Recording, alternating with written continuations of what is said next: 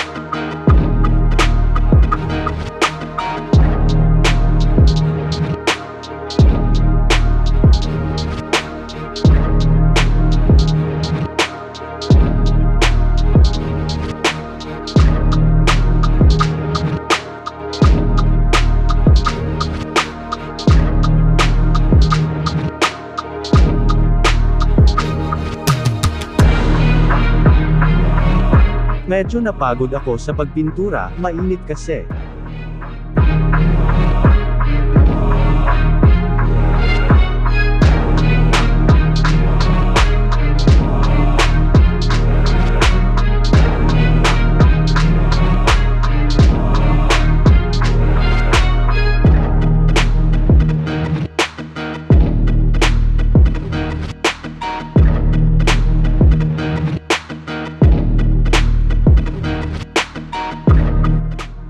Ayan. Tapos na ako magpintura. Ito ang mga materials na kailangan natin. Cardboard, cutter, at ruler. Dahil 8.5 by 11 ang size ng drawing, naglagay ako ng margin na tig ½ inch sa kada side, at saka ko kinit. Kailangan natin ng black paint at brush, gumamit ako ng acrylic na black para mas madaling matuyo. At ito ang gagamitin ko para sa black margin. Pagkatapos matuyo, saka ko nilagay ang drawing ko, gumamit ako ng paper tape para maidikit sa cardboard.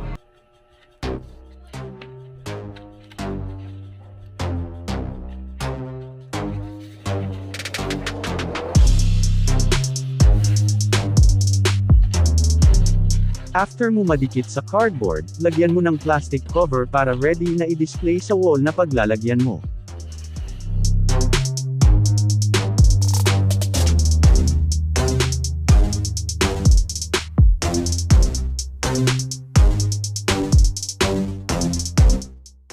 Ito na ang mga nagawa ko na pwede nang idikit sa wall.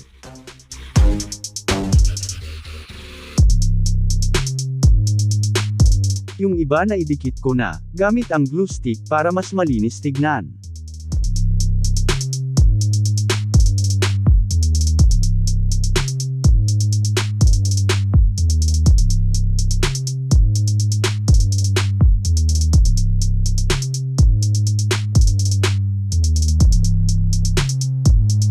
Ayan.